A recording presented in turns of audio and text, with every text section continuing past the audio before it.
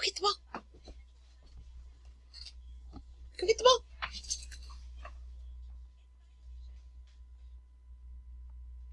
Here he comes. Come here, Dad.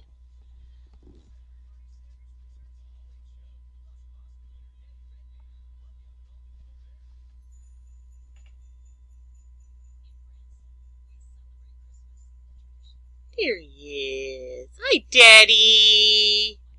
He does not like his picture taken. We are going to talk about solubility and ionic equations. Ionic equations will react with each other when you dissolve them in water, and we call those double replacement reactions. A double replacement reaction, you've got two ions, or two ionic compounds, that get together. Now we've already talked about it in dissociation. Dissociation occurs when you put an ionic compound in water. If those two, when they combine, if the two compounds combine and will form an insoluble product, you get a precipitate and you have a reaction. For instance, we use distilled water, deionized water, excuse me, and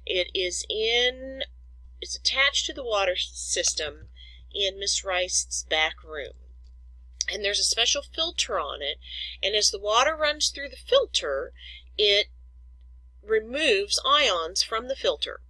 It then is deionized. There's nothing left except for perhaps a little bit of could be organic matter that might have been dissolved there. Now if we want to test to make sure that's happening, that all the ions are being removed, we add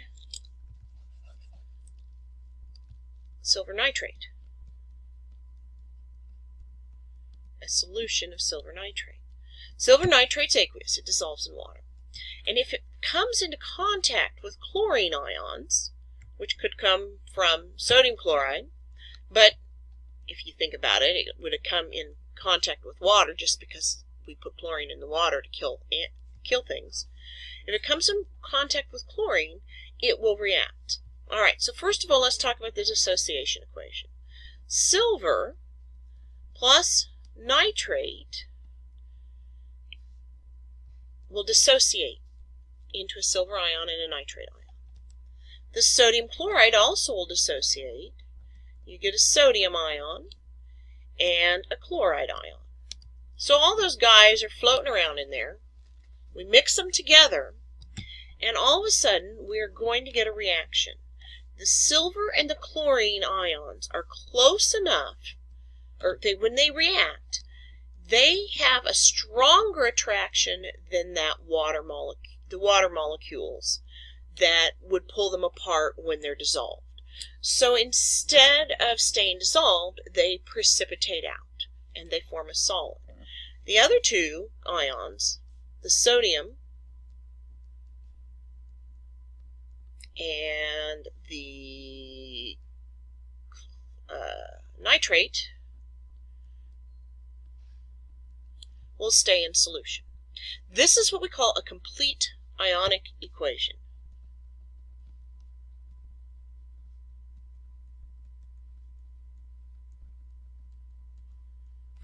Okay? However, we've got some guys in here that are redundant. Sodium over here, Na+, and he's aqueous. Sodium over here, Na+, and he's aqueous. Nitrate, NO3 negative, he's aqueous. NO3 negative, he's aqueous. These are what we call spectator ions. And spectator ions are just swimming around in there, minding their own business. So they just watch the reaction. Just like if you go to a game, a basketball game, you're a spectator.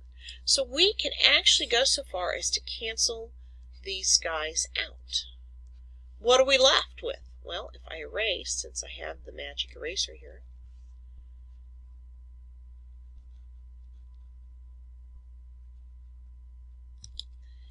and let's see how well, there we go. The complete ionic equation was the whole thing. This guy here is the net ionic equation. If you've taken a finance class, you know that you have income coming in, like if you're doing a bake sale. You have to put out a little bit of money to get the supplies. Then you sell all your baked goods, and when you're all done, you have to pay back your initial money for the supplies. So then what is left over would be your net income. So let's say you buy cake mixes and you spend $20 on cake mixes and eggs and oil and things like that. And you make several cakes and you sell those cakes for $50. What's your net amount that you made? 30. Okay, that's the net profit. Your net ionic equation is what happens when you take out the extra stuff. Alright, so first we dissociated our compounds, and then we'll look to see if they can form a precipitate. The first thing we do is we had to write the molecular equation out. Okay, and you can see the molecular equation written out here. Our equation was sodium chloride plus silver nitrate yields sodium nitrate plus silver chloride. Okay, that's the molecular equation. After you've written the molecular equation, you write dissociation equations for both of your compounds, in this case sodium phosphate, silver nitrate, and make a complete ionic equation. Sodium phosphate, silver nitrate yields sodium nitrate and silver phosphate. Now, how do you know silver phosphate is soluble or insoluble? How do you know it forms a solid? Because this little s means solid. Now, we're talking about solubility, and a lot of times people will think, okay, S means solubility, and no, it doesn't. It's very confusing. S means solid. So how do we know which one of these is going to form a solid? Well, that's simple. On the back of your periodic tables, you have a solubility chart. This chart tells you what's going to happen if you mix certain things together. For instance, the reaction that I wrote out when I was talking about the deionized water, I had chloride ions. Okay? Chloride ions, if we look, will be insoluble. They will form precipitates. So they're not soluble with silvers, leads, and mercuries. That's chlorides. That would be our clue that silver chloride would form a solid. Now, that's how we know if the filter isn't working anymore. If we get a solid formed when we add a little silver chloride, we will know that the filter's full and we need a new filter. Okay? Let's look at the reaction we just talked about. Sodium phosphate. Once again, how do we know that the silver phosphate is going to end up being a solid?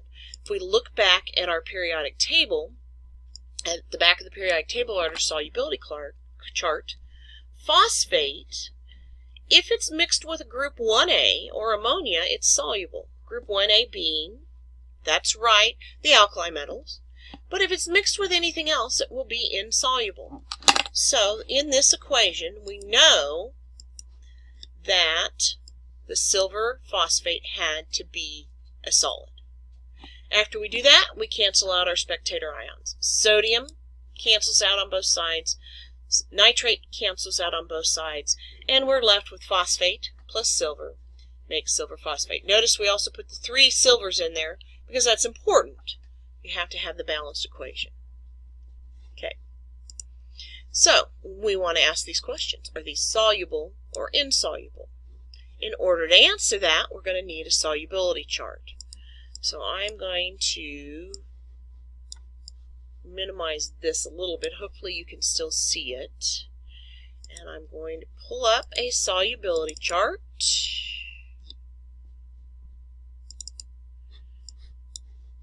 Actually, let's do this. Let's move this over here, since that also has our ions on it. And let's see what's soluble and insoluble. We'll just do a few, because we'll do this together in class on Friday. Iron hydroxide. Is it iron 2 or iron 3? Check yourselves. That's right, iron 2. Iron 2 hydroxide. Well, look at the solubility chart, which I've now made small, and I can't read anymore because I'm going old. Here we go. Now we can read it maybe a little bit better.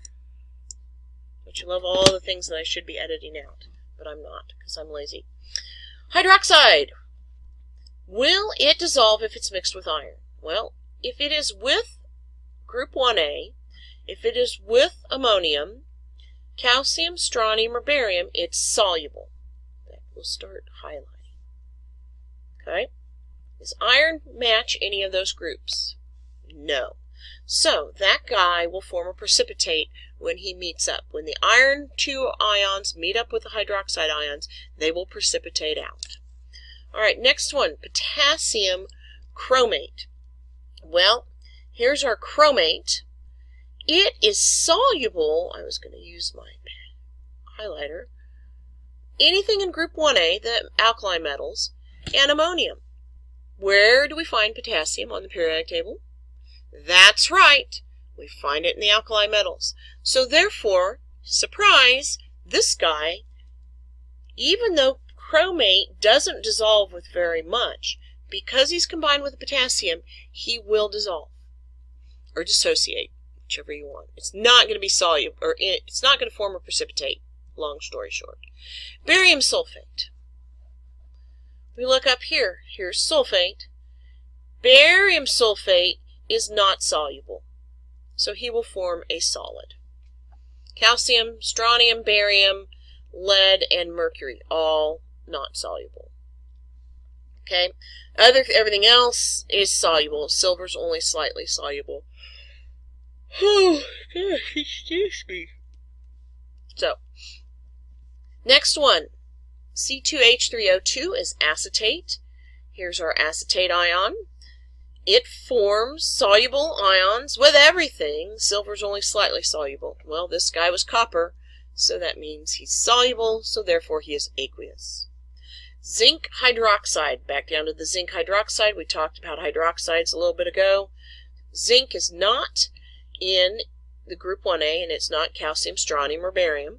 So therefore, this guy forms a precipitate. Copper 2 nitrate. Here are our nitrates. Everything is soluble. Anytime you see nitrate, it's going to be dissolved. It's only going to be a solid if you remove all the water. Nickel sulfate. Nickel sulfate. What nickel is that? Nickel 2, nickel 3, what do you think? That's right, nickel 2, because sulfate has a negative 2 charge. Sulfate, again, if it's with calcium, strontium, barium, lead, or mercury, it's not soluble. Nickel doesn't fall into any of those categories, therefore this guy will dissolve in water. Magnesium hydroxide. We're back to the hydroxides. Is magnesium listed as soluble? Nope. He's a precipitate. Lead chloride. Our chlorides are almost always soluble except for 3. Silver, lead, and mercury. Now, Miss Rice taught me a way to remember this. Silver. Ag is silver. So, silver, the word silver starts with an S. Lead, the formula is Pb, which starts with a P, plumum. And mercury, of course, Hg, but it starts with an M. So you think of PMS. Now, we all know PMS, because we all know nobody wants to be around a lady who is dealing with PMS. Well, it's the same thing with ionic compounds. If you're dealing with PMS, you are probably going to make a solid. You're probably going to be pretty cranky and not want to dissociate in water. Okay, so our giveaway here, lead chloride. Even though chloride's usually soluble, lead is part of that PMS, so he's going to form a precipitate. Finally, silicon oxide. Oxides down here.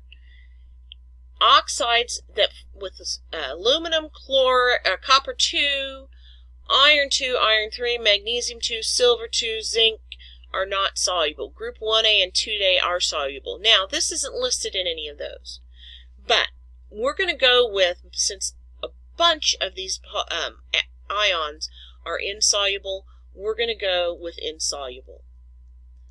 Okay? That's actually kind of a crappy one to throw at you. Okay, so that is solubility. Cheers.